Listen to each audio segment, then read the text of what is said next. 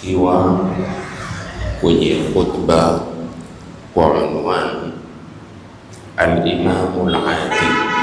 Sikia vizuri sana, al-Imamu al-Adilu ni kiongozi mwadilifu, kiongozi wa uadilifu, mwadilifu, mwenye kufanya haki, mwenye kufanya usawa. Khutba hii nimemwanza kwa al-Imamu al-Adil, atasafiri nasi mpaka atatufikisha Najd, kisha kwa uwezo wa Mwenyezi Mungu huyu tunayemzungumza leo na wengine 6 watakaofuatia baada ya kutoka nasi huko, akipenda Mwenyezi Mungu Subhanahu wa Ta'ala, kwa taufiki yake tutakwenda kupambana mbele ya safari huko kwenye malipo ya kudumu. Lakini hebu nianze hii khutba kwa utangulizi huu. Tuko duniani, dunia yenye harara, dunia yenye joto, dunia yenye kero, joto, harara nyingi. Tuko kwenye dunia hii, lakini walioko kwenye dunia hujitahidi sana kwenye hilo joto la dunia na harara za dunia kuzitafutia vifaa kwa kuweza kujikinga na harara hizo na joto hilo. Ukaona watu kule pande za kwetu, mtu akitoka kijiji kwenda kijiji, tamuona amefinika mwavuli. Ule mwavuli kazi yake ni watafuta kivuli cha kujikinga na hizo harara na joto. Wenye magari kujifungia na vioo kabisa. Ukifunga vioo vyako kwenye magari au kwenye gari, bila shaka ni njia katika njia ya kutaka kivuli, lakini haitoshi kujiwashia na hisi. Lengo ni nini? Unataka uburuda wa hii harara na joto lililoko kwenye dunia hii. Sasa ni njia gani za kujaribu sana kufanya sana ili Mwenyezi Mungu awe atatulipa kwa kujikinga na hizi harara na joto la hapa duniani, ili tukipate kivuli ambacho amekitegemezea kwake, kivuli chake. Maana kwa tofauti ya wanavyoni, kivuli cha Mungu ni kivuli chake, dhati zake, ama kivuli cha Mungu ni nini? Lakini arrajih min aqwali ahli alilm, yenye nguvu katika maneno ya wenye elimu, ni kwa kuwa kivuli cha arshi yake. Sisi tutasimama, je, arshi ni ndogo? Intabi, hii arshi ya Mungu ni ndogo? Ni akbaru makhluqat, ni kiumbe kikubwa sana arshi yake. Sasa kuna watu kwa hisabu tutakaoiona ya kuwa watastahiki hiki kivuli cha Mwenyezi Mungu. Bila shaka wenye kustahiki lazima kuna makubwa wanaofanya ili walipwe makubwa kwa hiki kuingia kwenye kivuli cha arshi ya Mwenyezi Mungu. Lakini Mungu Subhanahu wa Ta'ala mlipa mtu kwa makubwa aliyofanya makubwa zaidi, ama kwa madogo aliyoyafanya akamlipa kwa ukubwa. Lakini ili Mwenyezi Mungu kumlipa mja wake makubwa kwa amali ambayo tuiona ni chache aliyoifanya, Mwenyezi Mungu ajua nilipe kwa ukubwa kwa nia yake alivyotenda na kujua kwake Mungu kuwa amali aliyoifanya ni kubwa, ndio akastahiki ukubwa kwa kivuli cha Mwenyezi Mungu. Ndio tukamwanza Al-Imamu al-Adil. Tuenda nazo kwa silsila kwa sababu tutataka zitupeke pahala, kisha zitutoe ambao ni hapa duniani, kisha twende tukakutanie mbele ya Mungu kwenye haya. Lidhalika, kuwa makini sana. Kiongozi mwadilifu ni nani? Kwa sababu Mtume kwanza ametaja kiongozi mwadilifu ndiye atastahiki kivuli cha Mungu, ambao ni kivuli cha arshi ya Mungu, siku ambao hakuna kivuli isipokuwa kivuli hicho. Kiongozi gani mwadilifu? Kiongozi ni kiongozi yoyote kwa kiongozi. Kwa hivyo yoyote katika kiongozi atastahiki kivuli cha Mungu, maana Mtume ameweka namba 1. Lidhalika, muhimu kujua man huwa al-Imamu al-Adil, kiongozi mwadilifu ni nani? Sikilizeni vizuri sana, kiongozi mwadilifu ni nani? Maana malipo yake makubwa mno, ni kivuli cha arshi ya Mungu, kufinikwa na kivuli cha arshi ya Mungu, si mwavuli wala si chandarua cha harusi au chandarua cha kulia pilau. Kivuli cha arshi alofinikwa ni mheshimiwa sana. Ni nani huyo kiongozi? Kwa yapi atakayoyafanya alistahiki hili? Intabih, walqaidu alladhi, ni kiongozi ambaye yakhtaruhu nnas, alochaguliwa na watu, wayuwalluna al-amra, wakantawalisha majukumu, wakantawalisha mambo, wakampachia mambo, wayakunu mas'ulan an idarati shughuli al-umma, na akawa ni mas'ul, ni mwenye jukumu la kupeleka mambo ya umma, wifqan li shar'i Allah, kwa kuwafikiana na sheria ya Mwenyezi Mungu. Soma kiongozi. Haya tumeyachukua katika al-Mawsu'atul Fiqhiyya. Kwa hivyo vitabu vyetu vya Kiislamu vatuzungumzia huyu alotajwa wa kwanza atakayestahiki kivuli cha Mwenyezi Mungu ni kiongozi mwadilifu, yako katika kitabu cha fiqh cha sharia, maandiko ya dini yetu, al-Mawsu'atul Fiqhiyya. Bimadha bada ar-rasul bil imam al-adil, kwa nini Mtume akamwanza kiongozi mwadilifu katika watakaopata kivuli cha Mwenyezi Mungu? Wa kwanza akamfanya kiongozi mwadilifu. Limadha? Jibu, liannahu mutaqaddamu qudwatan, kwa sababu kiongozi ndiye anayechangulizwa kwa kufuatwa, anayechangulizwa kwa kielelezo, anayechangulizwa kwa kiigizo. Walidhalika yusama imama, ndipo akaitwa imamu, na imamu ni kiongozi. Wala adilu awil adlu, sikia vizuri, al-adilu mwadilifu, isawa, awil adlu kalimatani mutaradifatani fil maana, vilima viwili vilivyoafikiana maana. Huwa kullu man yadau kulla shay'in fi makani, ni kila anayeweka kila kitu pahala pake. Huyo al-adilu au al-adlu ni kila mtu anayeweka kila kitu pahala pake. Itoshe, wayaqumu bima amara Allah ta'ala bihi, na akasimama kwa lile ambalo Mwenyezi Mungu amemuamrisha kwalo, hasba amrihi wa nahyihi, kulingamana na amri yake na katazo lake.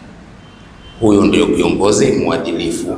Ndipo Mtume akamtaja kuwa wa kwanza. Sikiliza, kwa sababu viongozi ni wengi na wote wanaingia hapa, isipokuwa kwa yule alotengwa kwa haya masharti. Ndipo nikasema nataka unisikilize vizuri, kwa sababu pia mwenda kwenye uongozi usifikiri hayaingii hapa, mwenda kwenye uchaguzi usifikiri haingii hapa. Kwa hivyo haya yanatusahihisha na kutuelekeza, ili Mungu akimtegua kiongozi mpaka amfinike kivuli chake, mtu huyo huwa ni mheshimiwa sana. Isikilize kwa makini dini yetu. Yasifu ulamau limama aladila, wanavyoni wanamsifu kiongozi mwadilifu, biannahu qawamun likulli maili, kwa kuwa ndiye mwenye kusawazisha kila chenye kupotoka, kila chenye kupinduka, kila chenye kupotoka, kila chenye kupinda, ukirudisha akakiweka sawa. Intabe wasulhu kulli fasidin, na ni mwenye kuchengeza kila chenye kuharibika. Wa qasdu kulli hairin, na ni makusudio ya kila mwenye kutatizika. Kila mwenye kutatizika humkusudia kiongozi ili amuondoshe matatizo yake. Vitabu vyetu vya dini, wasulhu kulli fasidin, na mwenye kuchengeza kila chenye kuharibika. Wa quwwatu kulli dhaifin, na ni nguvu ya kila dhaifu. Kiongozi huyo atakaipata hicho kivuli ni kwa sifa hizo. Tayeb, waqad wusifa al-imam ala al-adli, kiongozi amesifiwa kwa usawa na uadilifu, bi annahu mizanu llahi alladhi yarfa'u bihi al-haqa, ni kipimo cha Allah, ni mizani ya Allah ambao apimia haki. Kumbe kiongozi sio mchezo. Kiongozi ni mizani ya Mungu ya kupimia kwa usawa na kupima kila jambo la sawa. Tayib, bainama qala Ibn Hazm, kati ya kuwa Ibn Hazm naye amesema hivi, anna afdala ni'amillahi ala almar'i, neema bora sana za Mungu kwa mtu, hiya an yatba'ahu ala al-adli wa hubbihi, ni kumpiga muhuri wa usawa.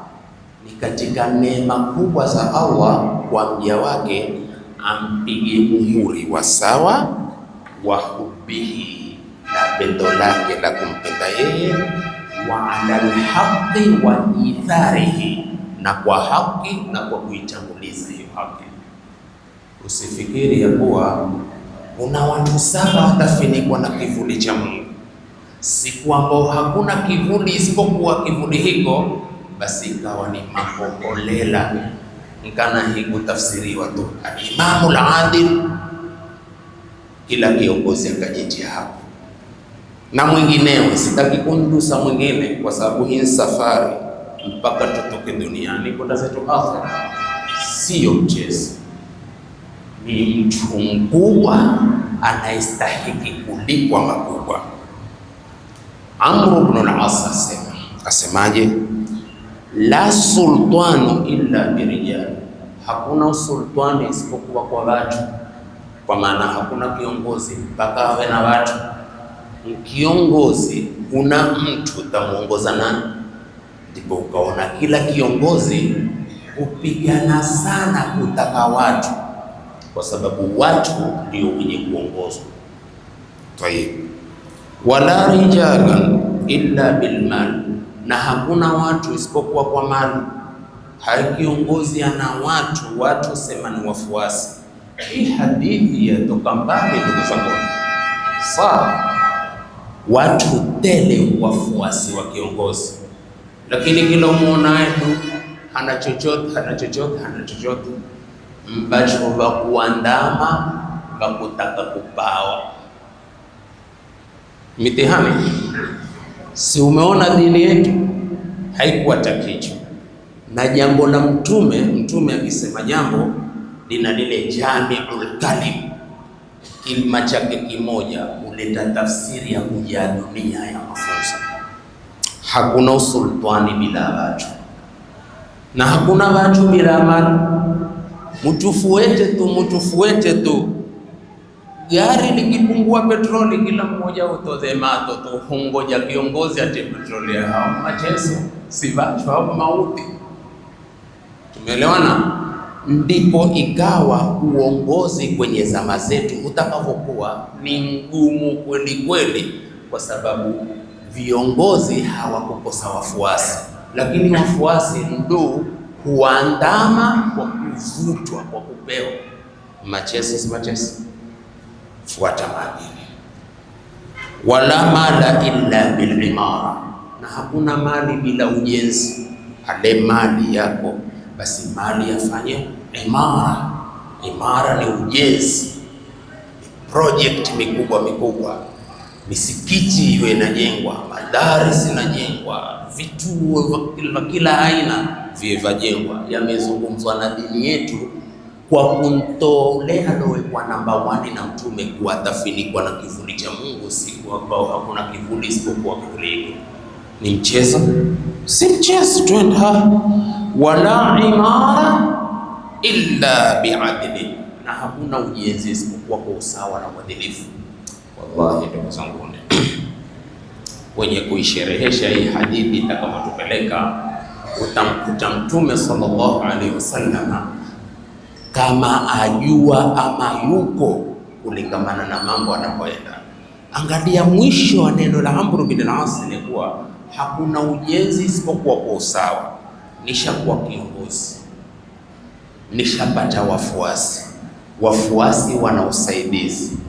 Sasa uongozi unataka imara. Sasa imara yataka usawa. Usawa ni nini? Ni unaowaongoza wote kwa miji yote, kwa mikoa yote iamirike kwa sababu ya uongozi wako, kwa sababu unachokitefuta si rundiko la mshahara wa uongozi wako. Unachokitefuta kivuli cha Mungu, si kwamba hakuna kivuli isipokuwa kivuli. Angalia jinsi Mtume sallam anavyotutoa kwenye hadithi hii. Wewe utaiona hili hadithi inamhusu Muislamu, inamhusu kiongozi wa Kiislamu, ni kioto chake mhusika, lakini hukumu inadanganya kwa hizi qaid zitakazokuja katika khutba. Ndipo Ammar akasemaje? Thalathun man jama'ahunna jama'a al-iman. Thalathun, mambo matatu. Man jama'ahunna, yoyote mwenye kuyakusanya hayo mambo matatu, jamaa al-iman, amekusanya imani. Mambo matatu, mwenye kuyakusanya mambo matatu hayo amekusanya imani. Sikiliza, la kwanza, al-insafu fi nafsika. Al-insafu, kuwa na insafu kutokamana na nafsi yako. Wewe uwe ni mtu wa insafu. Kuwa ni mtu wa insafu ni kwa kuwa astahiki usawa, hapo sawa katika dini, lakini insafu ya dini nina haki ya kumpa usawa, si nyimi usawa kwa kuwa si mwana dini. Uongozi tu takakuongoza, mara nitakakuongoza mimi, nimekuja kualika takakuongoza. Sikiliza mikakati ya dini inavyozungumza kuhusu kiongozi, kwa sababu kiongozi ameelewa kupata malipo ya hali ya juu kupitia kwa uongozi wake. Kwa hiyo uwe na insafu, kuwa na insafu, roho yako safi kwa kufanya usawa kwa kila anayestahili usawa. Huyu anastahili usawa, si wangu mtu kimila, si wangu mtu kidini, lakini usawa kumfanyia mtu, hautaki dini ya mtu wala hautaki mila ya mtu, yataka usawa ni usawa umfikie stahiki. Ndio maadili ya dini yetu. Number 1. 2, wal infaqu min al-iqtari, na kutoa kutokamana na kufanya israfu. Isiwe kuwa kutoa tu hatiani kiongozi. Kiongozi atakana atoe, lakini achunge israfu. Wala si kila mtu hupewa tu, mkuangalia wa kupewa nani na wa kunyimwa nani, kwa sababu dini na wataka uongozi wako ukufikishe huko. Twende la tatu, wa badlu salami lil alami.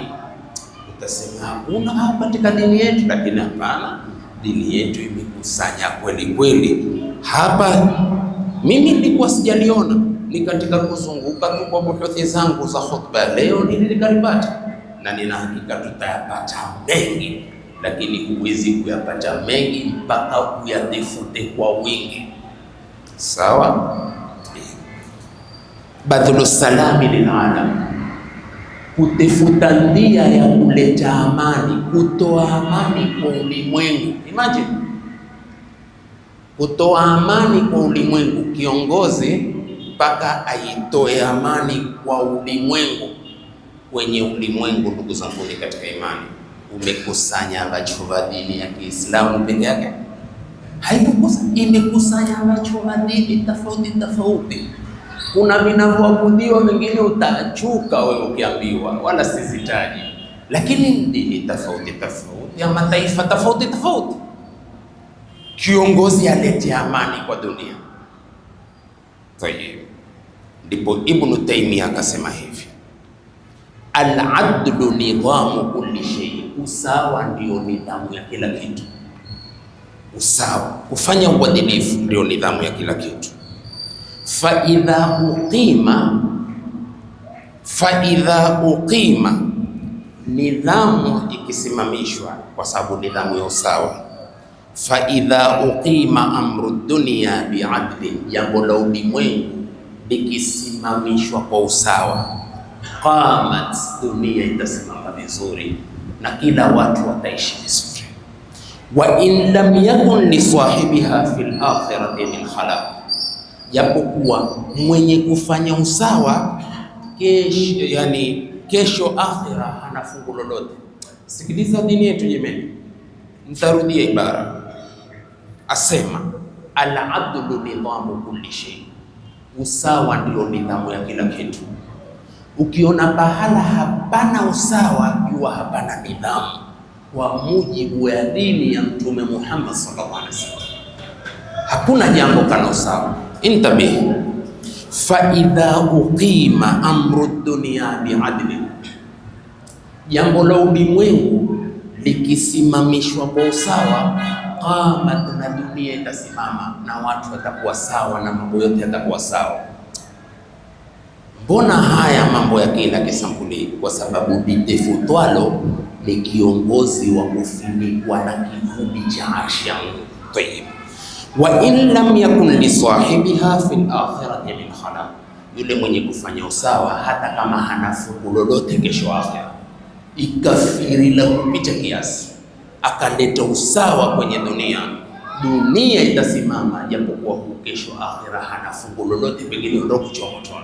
Nataka muelewe hapo tu. Twende, wa madalam takun bi'adlin lam takun, na popote dunia hii ikikosa usawa kwa viongozi hata kufanya usawa, basi dunia haisimami kwa usawa. Wa in kana li sahibiha min al-iman, japokuwa mwenye kufanya usawa ana imani, ma yujza bihi fil akhirah, yakulipwa nao akhira. Umeona, bitafutalo ni usawa. Usawa ukidumishwa na kafiri, usikilizeni Uislamu wetu, usijimukajuka. Mafhumu? Usawa, na kama nimeenda sawa Mungu ndiye anayejua, kama si sawa sikukusudia makosa, lakini sitaki mwachuke kwa kuona uzito wa maadili ya dini yenu, na si wengi wenye kuitwali dini na kuisoma dini, ndipo likitoka jambo wachuka. Aweza mtu atakasema kafiri asimamishe usawa. Kafiri asimamishe usawa ni maandiko ya vitabu vyetu. Sasa nawezaje kafiri likasimamisha usawa, dunia ikasimama kwa raha kweli kweli, japokuwa kesho akhira hana fungu lolote? Na aweza kiongozi Muislamu wa dini asisimamishe usawa, dunia ikaharibika, dunia ikakosa utulivu, japokuwa huyu kesho akhira atakwenda kupewa kitabu kwa mkono wa kulia, lakini si kwa kuwa itachengea na hakuchengeza. Sikiliza mfumo na Mtume sallallahu alaihi wasallam jinsi alivyokuwa akiona mbali kweli kweli, kwa mujibu wa kupawa sherehe na wanavyoni wetu. Twende sasa, hebu tuhitimishe kwa kitu kimoja, tuhitimishe kwa hivi. Maana hapa katika khutba utangulizi wenye kufika itakapotufikisha mpaka itutoe itupeleke kwenye makao ya daima, tunamwangalia namba ya kwanza aliyowekwa na Mtume. Mbona amewekwa namba 1? Atakayefinikwa na kivuli cha arshi ya Mungu ni kiongozi mwadilifu kwa maadili haya na kuyaacha mengi, maana mengi tuliyoacha tutayasinagia mihadhara, ndio itakuwa ni maana pake. Tayeb, sasa hapa utasimama mawili kuifunga khutba. As-siyasatu nau'ani, itasimama kwenye siasa iwe ni sampuli mbili. Intabi, siasa ni sampuli ngapi? Mbili. Siyasatun dhalimatun fashari'atu tuharibuha, siasa ya haramu sharia imeiharamisha. Wa siyasatun adilatun, na siasa ya usawa, tukhrijul haqqa min adh-dhalimi al-fajiri, siasa ya kuitoa haki kwa mchudhalimu muovu akaipeleka inapostahiki. Fahiya min ash-sharia, siasa hiyo ni katika sharia. Alimaha man alimaha, aijue hiyo mwenye kuijua. Wajahilaha man jahilaha, na asijue mwenye kuwata kujua. Na ni wengi wetu hatujui mengi yetu kwa sababu hatuyasomi kwa wingi, lakini kama tuyasoma yetu kwa wingi leo sisi Waislamu tungebalance hata siasa yetu kwenye uongozi anaotaka, na tuamlenga huu kiongozi ataka hatima yake amalizikie kwenye kivuli cha Mungu, tena hususan ikiwa ni Muislamu. Ndipo Mtume akamweka namba 1. Sasa suala litakuwa ni hili: kwa nini kiongozi msawa amestahiki kivuli cha arshi ya Mungu? Sababu ni hii. Sababu alipokuwa katika dunia alikuwa ni hivi tulivyoeleza, alilikata joto na babaiko na harara nyingi kwa walimwengu na kwenye ulimwengu. Safi jamani. Mfano ni kiongozi hakundhulumu mtu, ameliondosha joto la moyo la mtu, kwa sababu mwenye kudhulumiwa huwa akichimka kweli kweli, huwa na harara kweli kweli za kumkosesha usingizi usiku. Lakini alipompa haki yake aliburudika kama aloweko kwenye jua akamfinika mwavuli, ama kuweko katika gari driver akamfungulia na AC kabisa. Angalia Mtume anaona bali hivi, wewe ustahiki kivuli cha Mungu, ina maana kikuzuie na joto. Sasa ni joto gani ulilolizuia duniani mpaka ukastahiki kuzuiwa wewe na joto la akhera? Ni kwa kuwa alipunguza joto kwa raia wake, hawakulalamika kidhuluma, kila mmoja alipata haki yake. Matajiri hawakuwa majauri kwa maskini, wala mwenye nguvu kumdhulumu nyonge. Zote hizo ni harara kuwafikia wenye kufikiwa na dhulma. Akaziondosha hizo, ikawa na haki ya kustahiki kivuli cha Mungu, siku ambaye hakuna kivuli isipokuwa kivuli hiko. Uongozi, kiongozi stadi sana maadili. Sisi venye kuongozwa tuwe makini sana katika kuongozwa, ili mtu asikeuke mpaka kwa kutofaa kuwa kiongozi, na kiongozi daraja yake ni kubwa sana, hususan ikiwa ni kiongozi mwenye dini, kusimama na uadilifu. Ndipo Mwenyezi Mungu Subhanahu wa Ta'ala kwa ulimi wa Mtume Muhammad sallallahu alaihi wasallam akamfanya kiongozi mwadilifu ndiye wa kwanza atakayefinikwa na kivuli cha arshi ya Mwenyezi Mungu, siku ambao hakuna kivuli isipokuwa kivuli. Khutba namba 2 pahala popote, lakini kwanza uage kabisa. sawa sawa. Ijumaa inayokuja mwisho wa mwezi, na mwisho wa mwezi khutba yangu huko Masjid Aisha Malindi. Sasa khutba namba 2, barobaro hao, usiatuke kisema temko lingine jenzia, kumeguswa kidogo kwa kuwa nao watapata kivuli cha Mungu, si kwamba hakuna kivuli isipokuwa kivuli. Toka ukiwa makini ya roho, uende ukale bila we Ijumaa ikushuke. Manake usitoke na harara kwa kuioni barabara tazidi, akipotea akija vijana wengine jenzi watafidikwa na kivuli cha Mwenyezi Mungu. Jenzi na nguo hujajua jenzi. Sasa nitakujulisha alilengwa kuweza kuntafsira li si ni jina tu hili au si au ni wahi ulotoka, lakini twataka kufuata ramani ya Mtume Muhammad sallallahu alaihi wasallam. Muangalia huu barobaro, mbona akachaguliwa namba 2 atakaifinikwa na kivuli cha arshi ya Mungu? Iweje? Ni barobaro jenzi gani huyu ambaye namba 2 baada ya kiongozi mwadili? Mtume Muhammad ametupangia mpango wa mfumo wa siasa iloiva, kwa sababu huu ni kiongozi, huu ni barobaro, mpaka watatu, mpaka wale watolewe katika watu 7 watakaofinikwa na kivuli cha Mungu, siku ambao hakuna kivuli isipokuwa hiyo. Biidhnillahi karim, nimewambia tumetoka na safari leo, ujue itatupeleka mji mmoja katika miji ya Saudi Arabia, kwenye msikiti wa kituo cha dini apendao akata, penye ardhi takatifu wa kushinda ardhi zote, ardhi ya msikiti, ardhi ya Maka, kwenye maeneo haram. Ukipiga sijida, ulama wetu wa asri walokoma wasema pia kuwa umepata 100,000, lakini ndani ya msikiti mbora zaidi. Hivi sasa kitoka kabla kufika nyumbani, kapiga sijida pale kwenye banks pale, baada ya kutoka Masjidi Rahma, ungaitwa Masjidi Rahma, utapata 100,000 Muyambo. Kuna pengine watokao hata ndururu moja hawapati, kwa sababu hawakuja kwa malengo. Alisikadari usawa udumu, haki idumu.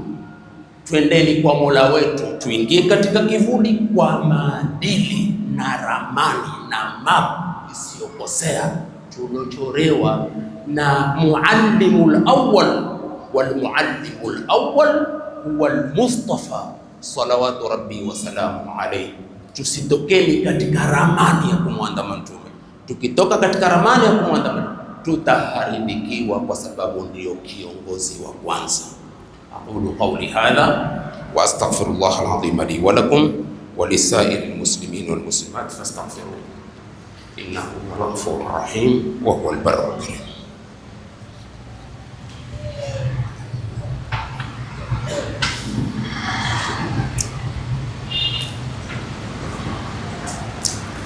Alhamdulillahi rabbil alamin wa ashhadu an la ilaha illa Allah waliyyu salihin wa ashhadu anna Muhammadan abduhu wa rasuluhu khairul khalqi ajma'in. Kunu ibadallahi ikhwana wa'tasimu bihablillahi jami'an wa la tafarraqu wa'lamu anna Allaha yunadi ibadahu al-mu'minin fayaqul ya ayyuhalladhina amanu taqullaha haqqa tuqatih wa la tamutunna illa wa antum muslimun. Wa yaqul ya ayyuhalladhina amanu taqullaha wa qulu qawlan sadida yuslih lakum a'malakum wa yaghfir lakum dhunubakum wa man yuti' Allaha wa rasulahu faqad faza fawzan 'azima. ويقول مخبرا وآمرا إن الله وملائكته يصلون على النبي يا أيها الذين آمنوا صلوا عليه وسلموا تسليما.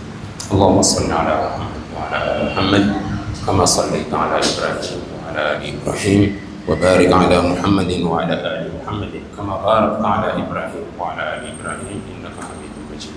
ربنا تقبل منا إنك أنت السميع العليم وتب علينا إنك أنت التواب الرحيم. ربنا ظلمنا أنفسنا وإن لم تغفر لنا وترحمنا لنكونن من الخاسرين. ربنا اغفر لنا ولإخواننا alladhina sabaquna bil iman wa la taj'al fi qulubina ghillan lil ladhina amanu rabbana innaka ra'ufur rahim. Kuna hili wa pili, ninasema ni barobaro na barobaro wanajiita jina hili tulilojiita, sitaki liwe shesheli jina mtu alielewe maana yake, wala sisemi kwa tahadhari. Kila mtu atanielewa ninavyosema, ili usije ukachukua tunataka kuwajua hawajenzii na maadili ya dini. Kuna kosa nikuseme? Hakuna kosa. Moja ni kama kusema irhabi ilivyo katika Qur'ani imetafsiri nyingine na wanavyoelewa irhabi, ukipeleka kilima kwenye ugaidi na hawafahamu asili ya hicho kilima. Nimesema hivyo na sitaki abadilishwe nilivyonena, ni hivi ndivyo nena. Tumefahamiana?